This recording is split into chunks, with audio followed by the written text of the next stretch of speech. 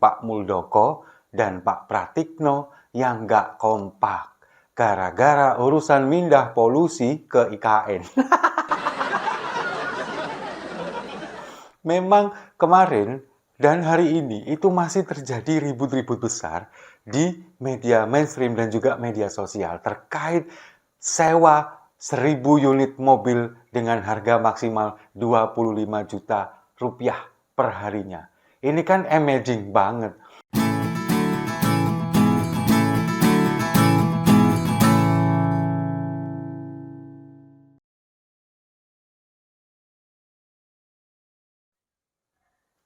Salam damai untuk Indonesia, berjumpa lagi bersama saya, Papa Dimas. Info kali ini datangnya dari Pak Muldoko dan Pak Pratikno yang nggak kompak gara-gara urusan mindah polusi ke IKN.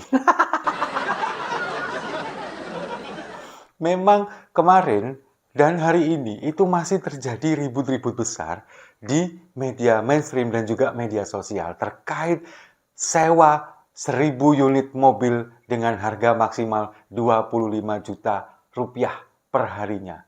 Ini kan amazing banget. Itu mungkin sekalian sewa mobilnya, kemudian sekalian sewa sopirnya, lalu kemudian juga sekalian bayar pajaknya, dan juga sekalian bayar angsurannya. Tapi dengan 25 juta itu bayar angsuran dan segala macam itu masih sisa loh. Banyak banget kan untungnya. Ya, ini kan kemarin pernyataan dari Pak Muldoko. Itu kan mengatakan bahwa ini memang acara untuk hari kita katanya. Hari kemerdekaan kita rayakan se-Indonesia dan untuk kemerdekaan kita, untuk hari kemerdekaan kita nggak ada yang mahal katanya. Oke, nggak ada yang mahal memang. Kita semua, seluruh Indonesia itu merayakan hari kemerdekaan Republik Indonesia. Nggak ada yang mahal. Kita beli bendera, beli sendiri, kemudian di kampung dihias dengan berbagai macam umbul-umbul, lampu hias, kemudian pengecatan jalan, lomba dengan berbagai macam hadiah.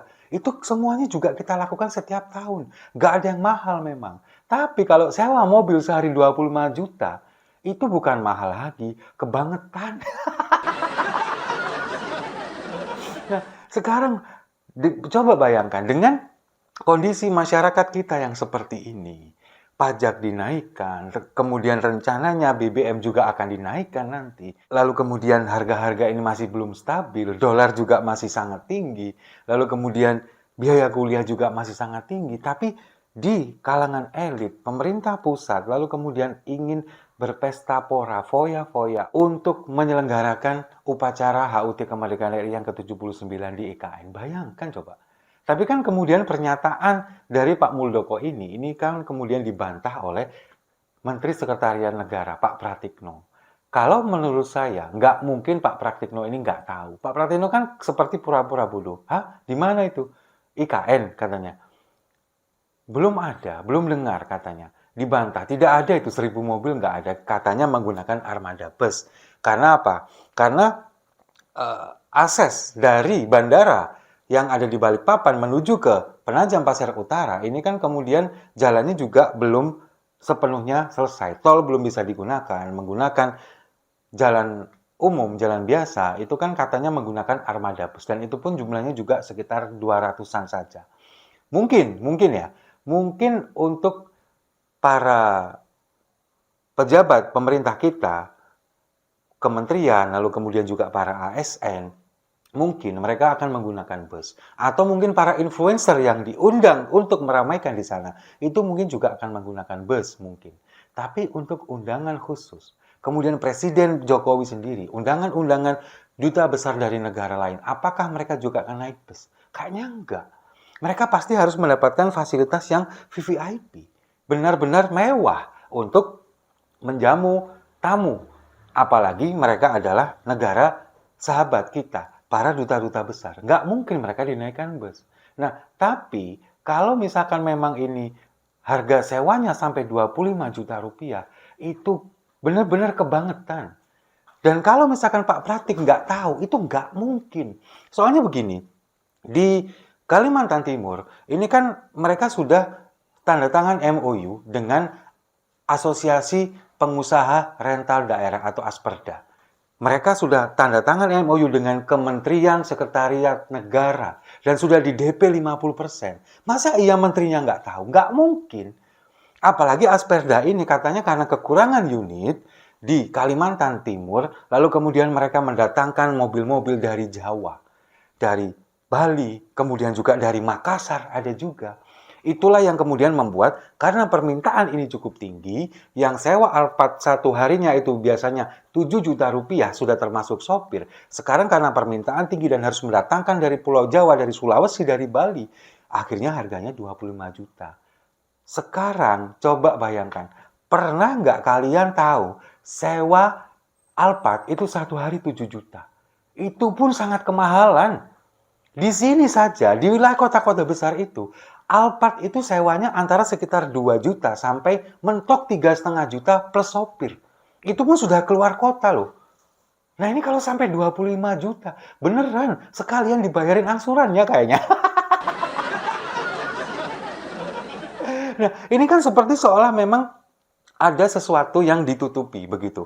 Antara Pak Muldoko pernyataannya berbeda dengan Pak Pratikno, yang berbeda statementnya di media massa. Tapi kalau kita biasanya seperti kita tahu dan kita paham, kalau pihak istana sudah mengatakan atau membantah bahwa sesuatu itu tidak benar, berarti itu adalah benar.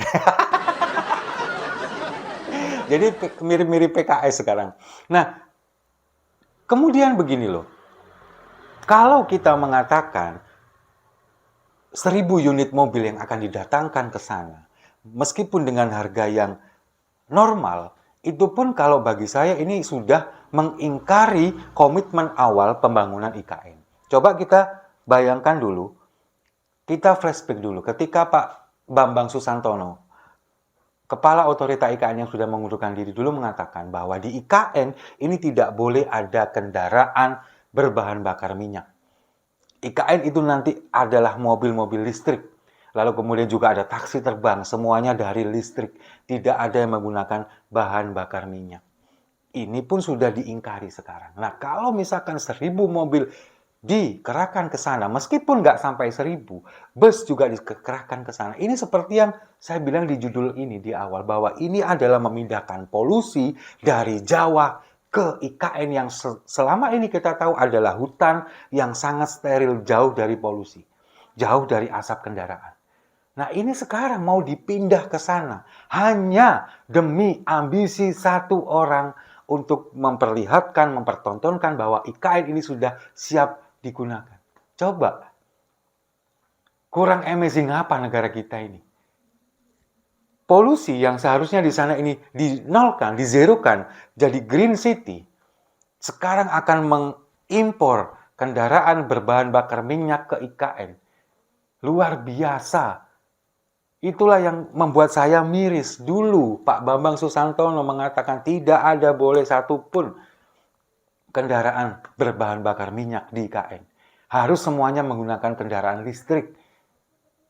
Tapi sekarang, demi untuk mengejar target, demi untuk mengejar ambisi seorang Presiden Jokowi yang ingin mengadakan upacara di IKN, semua cara dilakukan. Bahkan untuk memarkup harga, meskipun kita tidak tahu entah siapa yang memarkup ini, apakah dari pihak kementerian ataukah dari Asperdanya sendiri, kita juga nggak paham. Tapi karena dengan berbagai macam alasan, dengan berbagai macam dalih yang mengatakan bahwa permintaan tinggi, tapi itu harga yang sangat tidak masuk akal. Dan sekali lagi saya mengatakan, nggak mungkin Pak Pratikno nggak tahu. Karena ini MOU-nya dengan Kementerian Sekretariat Negara dan sudah di DP 50%. Nggak mungkin menterinya nggak tahu. Dan ini sekarang sudah saling membantah. Kemudian dari pihak Kementerian Sekretariatan Negara ini juga mengatakan, itu kan nggak sampai ribuan kok, mungkin sekitar 100-an untuk kendaraannya, sekitar 100-an. Lalu kemudian bus-bus itu mungkin jumlahnya sekitar 200-an. Jadi semuanya total itu nggak sampai 500, mungkin sekitar 300 atau 350, katanya begitu. Tapi ya itulah, sekarang terjadi masih saling membantah, kemudian nggak kompak jawabannya, ya itulah mungkin pada awalnya lupa untuk briefing. Atau pas lagi briefing nggak datang. Tapi ya itulah, semoga ini menjadi pembelajaran bagi kita semua. Jangan sampai Karena ambisi dan segala macam kita akhirnya mengingkari komitmen yang ada di awal. Apalagi ini kemudian mendatangkan atau memindahkan polusi ke IKN yang selama ini kita tahu adalah hutan yang benar-benar hijau, benar-benar sejuk, benar-benar asri, dan jauh dari kata polusi. Dan kita sebagai rakyat yang menyaksikan ini semua hanya bisa mengkritik sambil menertawakan itu semua. Dan tentunya ditemani dengan secangkir kopi. Setuju ya?